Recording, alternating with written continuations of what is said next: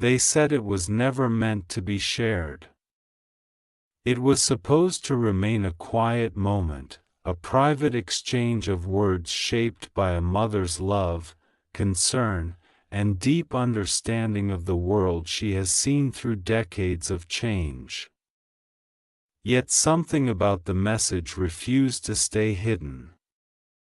It moved from one heart to another, from one screen to the next, until suddenly people everywhere were whispering the same thing.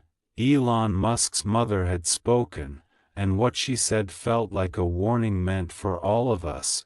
She didn't raise her voice. She didn't threaten. There was no drama in her tone. That was the unsettling part. The power of her words came from calm certainty, from the weight of experience. From a life lived watching ambition rise, fall, break, and rebuild itself again. Those who heard the message said it didn't sound like something prepared for attention. It sounded like truth spoken when no one is supposed to be listening. She spoke as a mother first, not as the parent of a billionaire, not as a public figure, not as someone accustomed to cameras and headlines.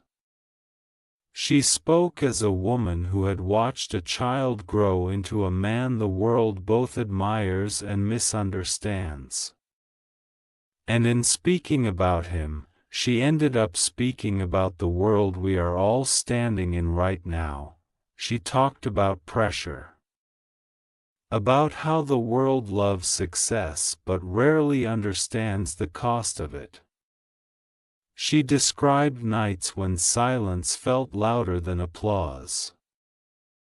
When forward motion felt less like triumph and more like survival. She reminded listeners that innovation does not come from comfort, and progress is never born from approval. Her words carried an edge, not sharp, but firm, like a line drawn in the sand. What made people pause was when she shifted her focus outward. She spoke about a world addicted to speed, hungry for spectacle, impatient with process. She warned that we celebrate outcomes without respecting the discipline that creates them. She said this hunger doesn't just consume public figures, it consumes everyone who forgets why they started walking in the first place. The message felt personal, even to strangers. People said it felt like she was looking directly at them, reminding them of something they had buried under distraction and noise. She spoke about resilience, but not the kind that wears a smile. She spoke about the quiet kind, the kind that wakes up tired and moves anyway. The kind that chooses responsibility over applause. Some listeners noticed how often she returned to the idea of responsibility. Not fame. Not power. Responsibility. Responsibility to think clearly in a world that profits from confusion. Responsibility to build rather than tear down. Responsibility to remember that influence is not the same as wisdom, and that visibility is not the same as truth. She acknowledged fear openly. Not fear as weakness, but fear as a signal. She said fear often appears right before something meaningful changes. The mistake, she warned, is letting fear decide instead of inform. She said she had watched fear try to shape her son's path many times, and she had learned that the people who shout the loudest about danger are rarely the ones willing to build the bridge. When people replayed the message, one line kept resurfacing. It wasn't dramatic. It wasn't poetic. It was simple. She said, "The world doesn't fall apart all at once. It erodes when people stop caring about the long road." That line spread faster than the rest. People shared it with captions that said things like, "This hit too close, and why does this feel like it's about us?" She talked about endurance. About how lasting change is rarely glamorous. She said the most important work often happens when no one is watching, when there is no guarantee of success, when the only reason to continue is that stopping would betray who you are. She made it clear that this applies to everyone, not just innovators or leaders, but parents, workers, creators, dreamers, and those simply trying to hold their lives together. The warning wasn't about technology or money or the future in a technical sense. It was about values. About what happens when a society confuses convenience with progress. She said we are in danger of forgetting how to think deeply, how to wait, how to tolerate discomfort long enough for something meaningful to emerge. She spoke about criticism too. Not to dismiss it, but to contextualize it. She said criticism can be useful when it comes from understanding, but destructive when it comes from boredom or envy. She warned that a world entertained by tearing others down eventually runs out of builders. That line unsettled people because it felt uncomfortably accurate. Those who know her story recognize the quiet strength behind her words. She has lived through instability, through starting over, through watching talent be questioned before it was ever respected. Her warning wasn't fueled by bitterness. It was fueled by clarity. The kind of clarity that comes when you've seen cycles repeat and recognize the signs early. She spoke about faith, not necessarily religious, but faith in effort, in discipline, in the idea that tomorrow can be shaped by what we choose to do today. She warned that cynicism feels intelligent but rarely creates anything of value. She said hope, when paired with action, is far more dangerous to stagnation than doubt ever could be. As the message spread, people began interpreting it in their own ways. Some heard a warning about the future of innovation. Others heard a call to personal responsibility. Some heard a reminder to slow down. Others heard permission to keep going when quitting feels easier. That was the strange power of it. It met people exactly where they were.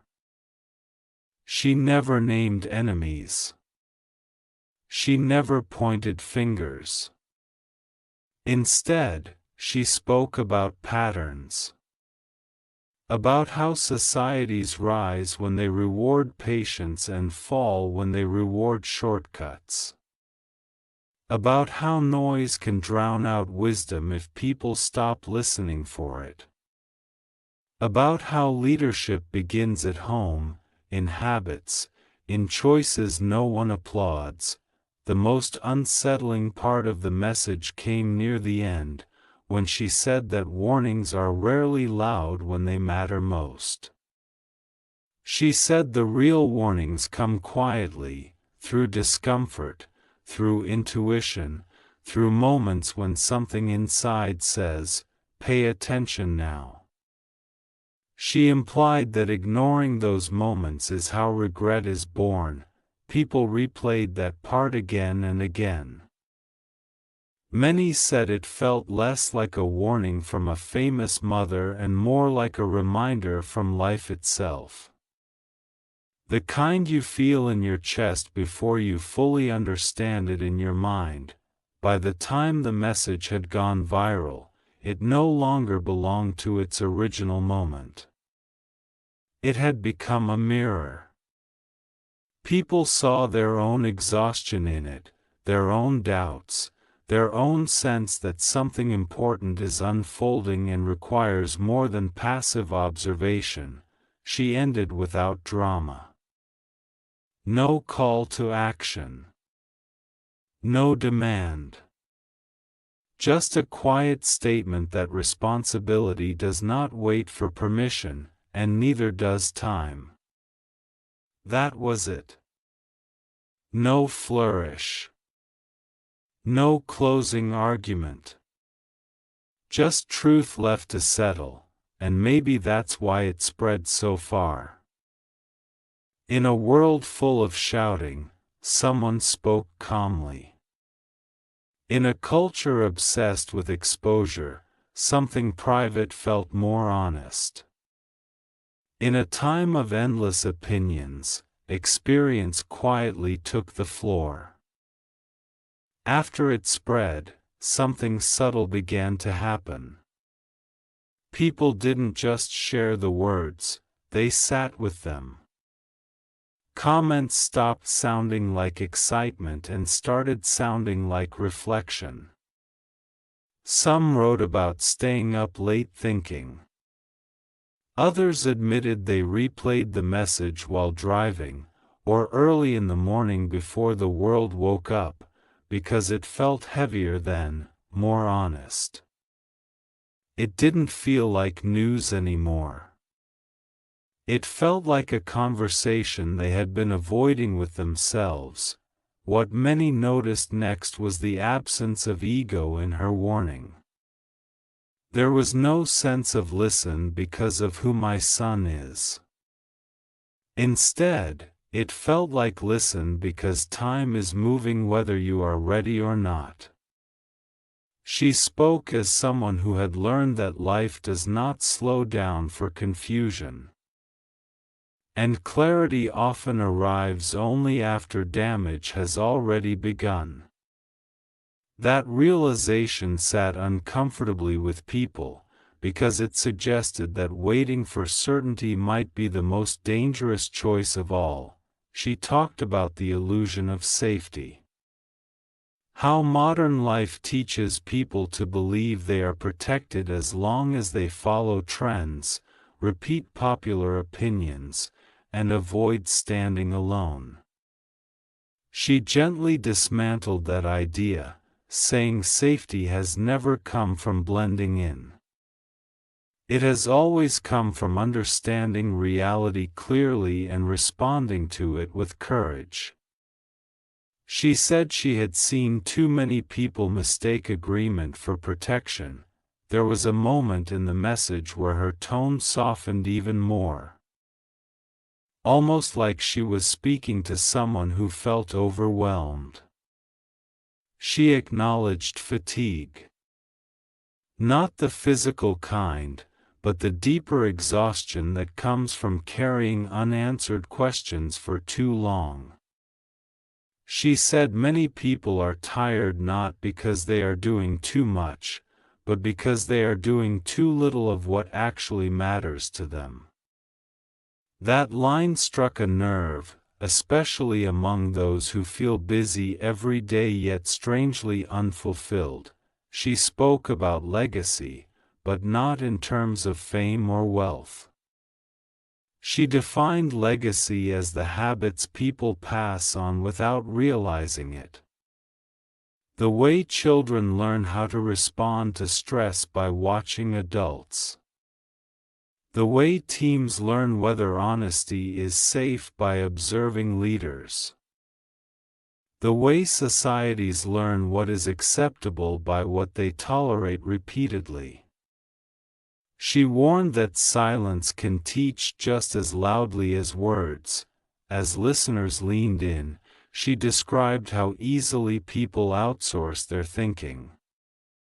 How comfortable it feels to let others decide what is true, what is possible, what is worth attempting. She said this comfort is addictive, but costly. It slowly weakens the muscles required to build, to question, to imagine. And once those muscles weaken, rebuilding them takes far more effort than maintaining them ever did. She returned again to patience. Not passive waiting, but active endurance. She said patience is often misunderstood as weakness when in reality it is one of the most demanding disciplines. It requires restraint in a culture that rewards reaction.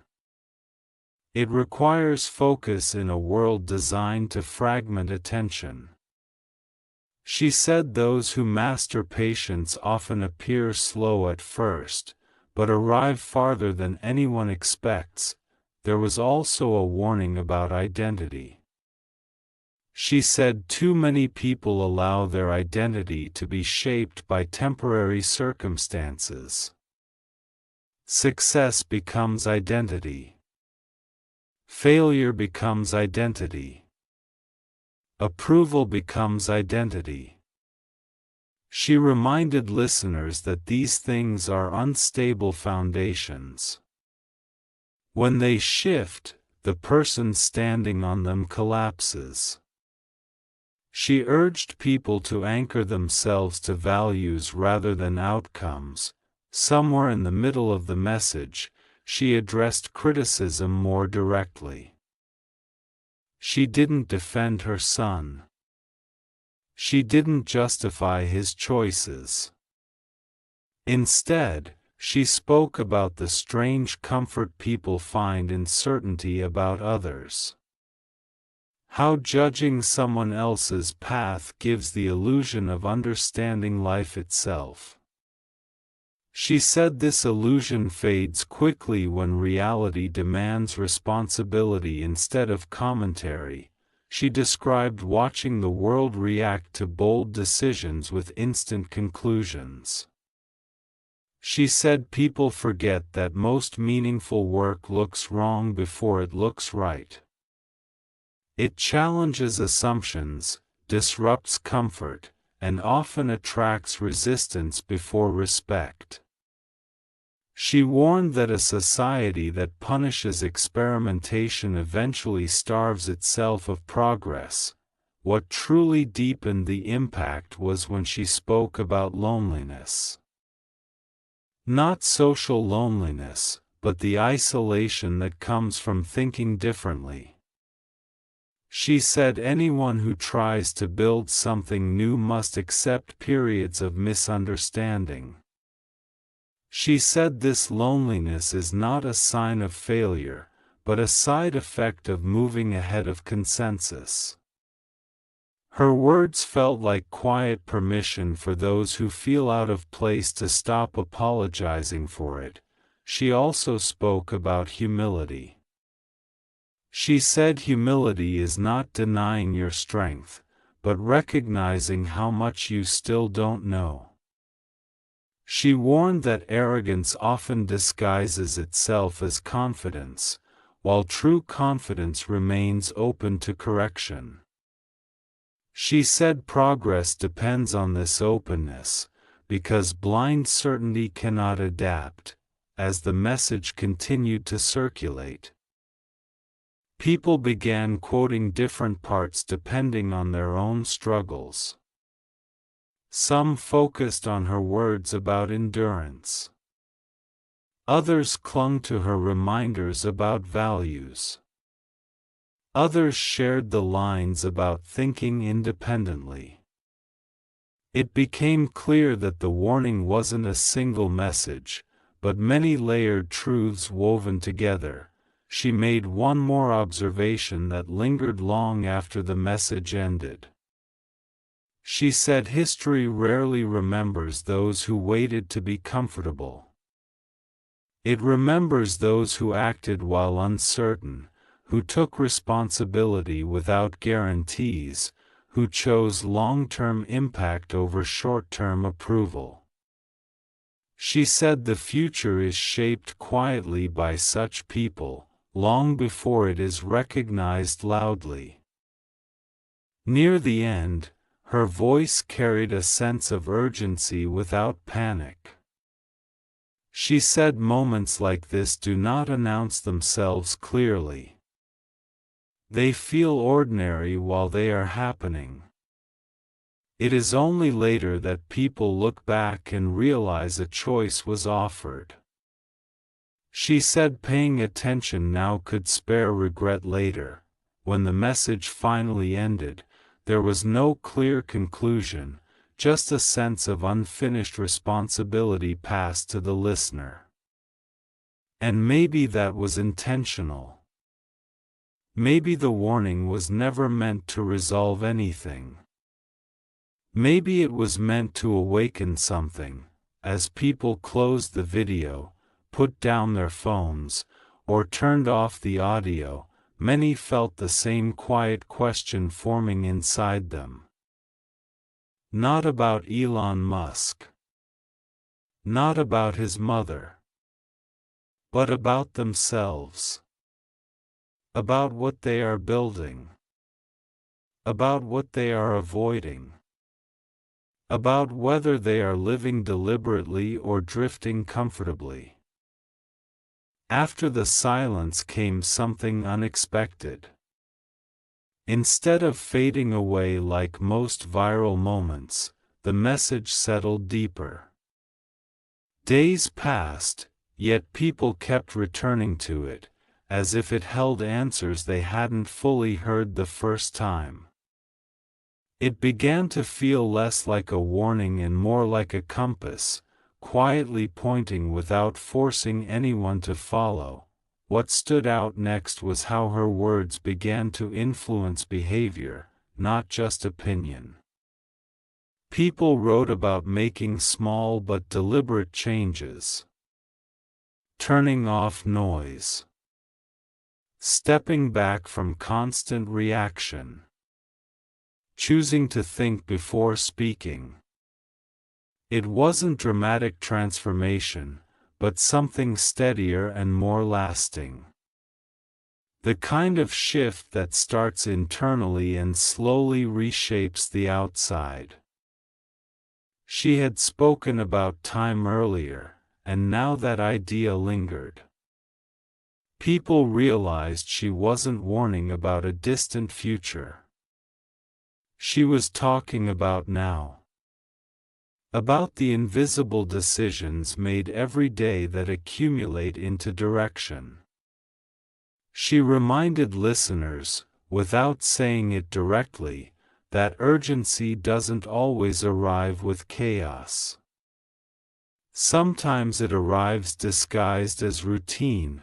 Her reflections on discipline resurfaced in conversations. Not discipline as punishment, but as alignment. She described discipline as choosing the future over the present moment, again and again. People recognized how rare that choice has become in a world built to reward instant comfort. Her words felt like a reminder that freedom without discipline eventually becomes chaos. She also touched on the danger of mistaking attention for importance. She said being seen does not mean being right, and being loud does not mean being wise. This resonated deeply in an age where visibility often replaces substance. Many admitted they had been chasing recognition instead of meaning, approval instead of progress. There was a powerful section where she spoke about courage in ordinary life. Not the cinematic kind, but the quiet courage to say no, to continue without validation, to take responsibility for one's own growth. She said most people underestimate how brave consistency actually is. This idea comforted those who felt unseen, reminding them that invisibility does not equal insignificance. She warned gently about resentment, about how easy it is to blame systems, people, or circumstances for stagnation. She acknowledged that injustice exists, that obstacles are real, but she also said resentment consumes energy needed for creation. She framed responsibility not as blame, but as reclaiming power. Her perspective on failure struck many as liberating. She said failure is not the opposite of success, but part of its construction. She warned against treating failure as an identity instead of an event. When people do that, she said, they stop experimenting, and when experimentation stops, growth ends. Listeners also noticed her respect for limits. She said knowing when to pause is as important as knowing when to push. Burnout, she warned, does not come from working hard, but from working without meaning. That distinction helped many understand why rest hadn't been restoring them. As the message continued circulating, interpretations matured. Early reactions had been emotional, even sensational. Later ones were thoughtful, introspective. People weren't asking what did she mean anymore. They were asking what does this mean for me? She spoke briefly about mentorship, though indirectly. She said wisdom is not meant to be hoarded, but shared, and that every generation owes the next honesty more than optimism. She suggested that shielding people from reality may feel kind, but it leaves them unprepared. This line resonated strongly with parents and leaders alike. Another subtle but powerful idea emerged when she spoke about ownership. She said no one is coming to rescue your purpose.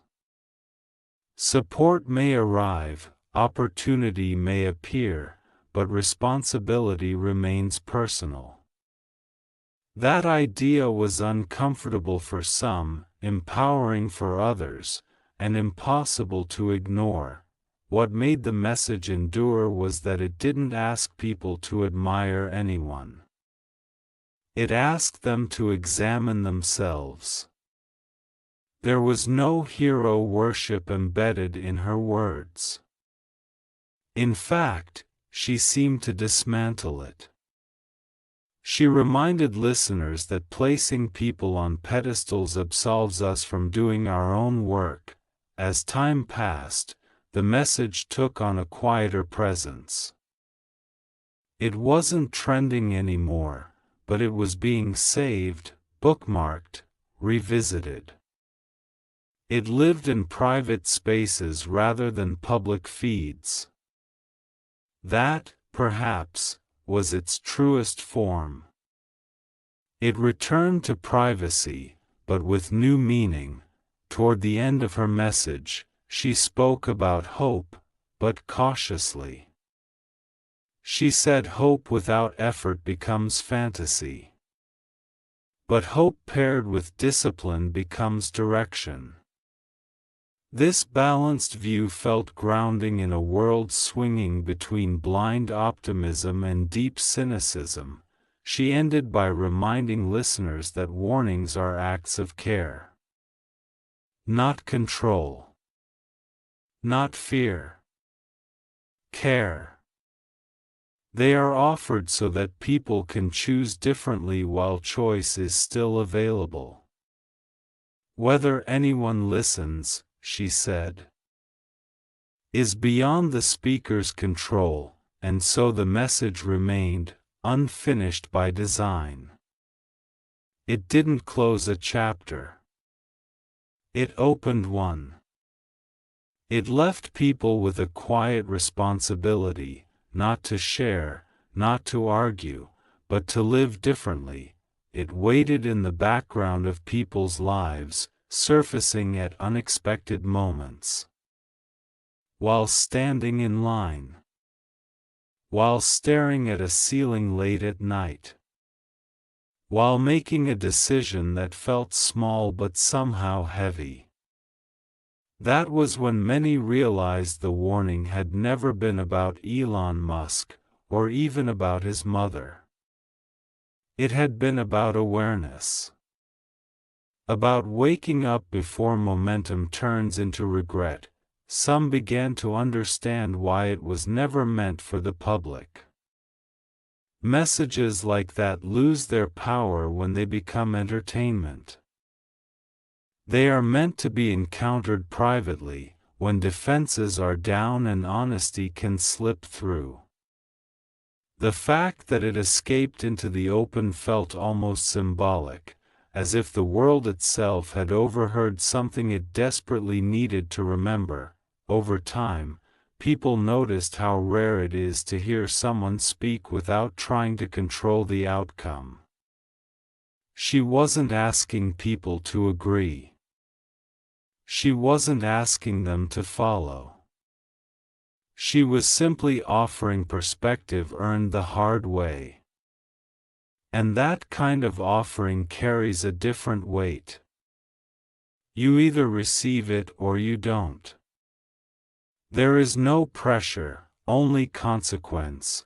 Her words about direction returned often. She had said that motion without direction is not progress. It is exhaustion.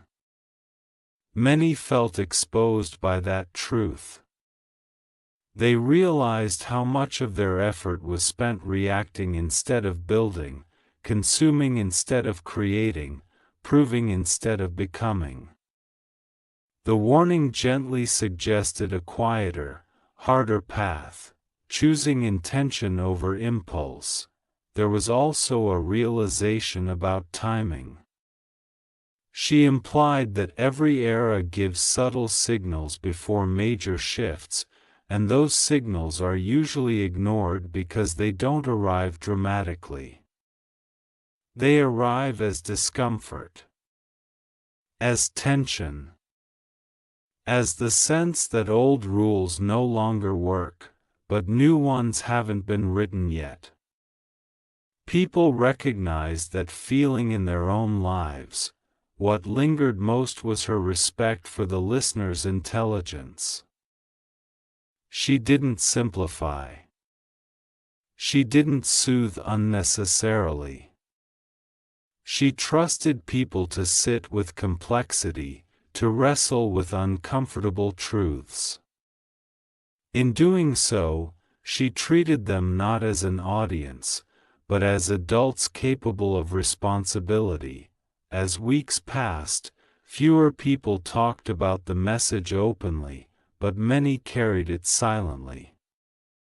It influenced conversations behind closed doors. It shaped decisions that would never be announced. It strengthened resolve where motivation alone had failed. That was its quiet victory. Some eventually realized the warning had a strange kindness in it. It didn't say disaster was inevitable. It said awareness changes outcomes. It said paying attention now matters. It said you are not powerless. But you are accountable. That balance of honesty and respect is rare, and perhaps that is why it stayed. In the end, the message didn't predict the future. It challenged the present. It asked people to slow down enough to choose wisely, to care about the long road again, to remember that building anything meaningful requires patience, discipline, and the willingness to stand misunderstood for a while, and maybe that is why it was never meant for the public. Because warnings like that aren't meant to go viral. They are meant to go inward, long after the last share, the last comment, the last headline. The warning remained exactly where it needed to be. Not on screens, but in the quiet place where decisions are made.